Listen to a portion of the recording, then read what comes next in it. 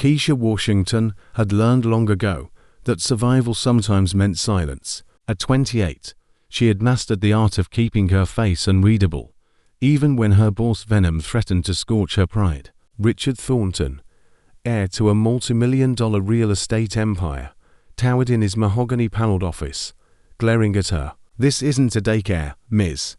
Washington," he sneered, pointing at 2-year-old Devon, who sat on the kitchen floor banging pots together. "My home is not your playground. If I see this again, you're fired. Dozens of women would kill for your job. Women who know their place." Keisha bowed her head. "Yes, Mr. Thornton. It won't happen again." Richard adjusted his silk tie and turned back to his desk, smug. He thought had broken her spirit. What he didn't know was that Keisha had a background in finance and auditing. Before Devon was born, she had worked at a respected accounting firm, and for 6 months now, she had been quietly documenting every racist comment, every shady business call, every sign of corruption. That night, as she scrubbed the marble bathroom, she whispered to Devon, "Mama's got this, baby. I promise." The following weeks became a silent war. Richard intensified his cruelty. He called her into the living room to scold her for imaginary stains on leather chairs. He mocked her family issues and not-so-subtle jab at her being a single black mother. At business lunches, he paraded her as an example of the type of help you're forced to hire these days. Keisha's fists clenched behind her back, but her face remained calm. Every insult only fueled her determination. She remembered her grandmother's words, "They can try to break your dignity, but never your intelligence. Document everything, child. One day you'll use it." And so she did. Richard's empire was built on government contracts for affordable housing, but Keisha's late-night research revealed the truth. Millions of dollars funneled into projects that were never completed. Zoning violations swept away with bribes. Funds diverted to luxury cars and vacations. He wasn't just a racist bully, he was a criminal. Keisha called David Kuhn, her old supervisor at the auditing firm. Together, they built a dossier of evidence. She recorded Richard's phone calls, copied incriminating spreadsheets, and saved every degrading remark. Her cover as a housekeeper was perfect. Nobody paid attention to the help. 3 weeks later, David whispered over a video call, "Keisha, you've got enough here to put this man away for life. Are you ready?" She looked at sleeping Devon and nodded. More than ready. Richard remained oblivious. He believed Keisha's silence meant obedience. On one particularly cruel Friday, he summoned her from the staircase. "Keisha, you need to understand hierarchy," he lectured.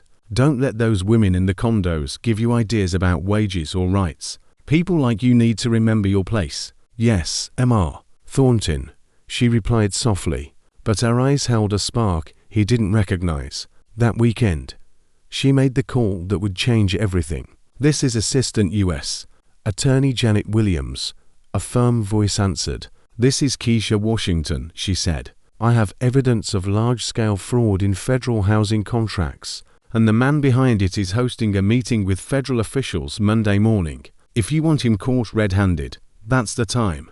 There was a pause. Then, "Miss Washington, we'll be there." Monday morning dawned clear and bright. Richard dressed in his finest Armani suit, rehearsing his pitch for another $50 million contract. To him, today was just another chance to expand his empire.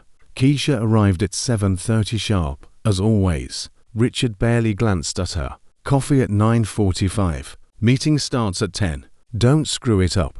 "Of course, Mr. Thornton," she said, her voice steady. At 9:40, 3 men entered the grand conference room. Richard greeted them confidently, failing to notice the tall black man introduced only as Consultant Washington. As Richard began his presentation, Consultant Washington flipped through documents. "Mr. Thornton, I see you received $5 million for 200 units in the Green Valley project, but records show only 80 units were built. Can you explain?" Richard forced a smile. "Quality over quantity. You know how it is technical reporting."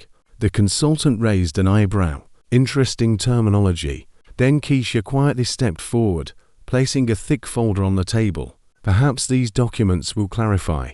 Richard blinked. What documents? I didn't authorize. The consultant interrupted, sliding out spreadsheets showing diverted funds, luxury expenses, and incriminating emails. Richard's face drained of color. Mr. Thornton, said one official coldly, allow me to reintroduce our colleague. This is Federal Prosecutor Michael Washington, and the woman serving your coffee is Senior Analyst Keisha Washington, our lead investigator. Richard's jaw dropped. He looked at Keisha, suddenly seeing her for who she truly was. Keisha, this is a mistake. We can work this out. You know I've always respected. Keisha finally laughed, a rich, unrestrained laugh. Respected me. You humiliated me daily. You called me less than human. And all the while, I was building the strongest case of your life. She pulled out her phone, pressing play. Richard's voice filled the room. These people should be grateful for scraps. They'll never deserve better. Gasps echoed. There were 23 recordings like it. This is out of context, Richard pleaded. Context. Keisha slid another paper forward. What context justifies stealing homes from 2,000 families?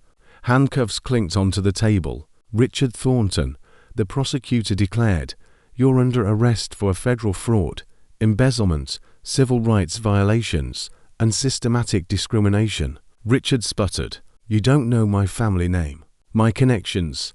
Keisha leaned close, her voice calm. I know exactly who you are. That's why I documented every word, every crime. Because men like you think you're untouchable. As agents led him away, he made one last desperate attempt. Keisha, think of your son. You'll ruin your career. No one will hire you again. She smiled. I don't need your approval, Richard. I've just been promoted. Director of Federal Housing Investigations. And my first order of business is making sure every stolen dollar is returned to the people you hurt. 3 months later, headlines blazed. Former maid brings down housing tycoon. Keisha Washington, once invisible, now wore a navy blazer as she walked federal halls, her son's photo framed on her desk. Her work recovered $50 million in stolen funds, rebuilt housing projects, and exposed a 20-year conspiracy of politicians and developers. Meanwhile, Richard Thornton served 12 years in federal prison. His empire crumbled, his fortune seized. The name once synonymous with power now graced a new project, the Thornton Center for Social Justice, funded by restituted money. The irony wasn't lost on Keisha. At the ribbon cutting of the first new housing complex, Devon tugged at her hand. Mama, are you a hero? She knelt, smiling into his wide eyes. Mama just did what was right. Margaret Thompson, a mother who had lost her home to Thornton's schemes, hugged Keisha with tears in her eyes. Because of you, my children finally have a real home. We'll never forget this. Keisha shook her head gently. Don't thank me. Thank every mother, every worker who never gave up. I just had the tools to prove what we always knew, our dignity matters. 6 months later, her story was taught in universities as a case study in perseverance and justice. Professors highlighted how intelligence and patience could dismantle entire systems of corruption. And Richard learned in prison that true punishment wasn't just steel bars, it was knowing that the woman he had mocked had built a legacy of justice on the ruins of his empire. For Keisha Washington, success was the sweetest revenge.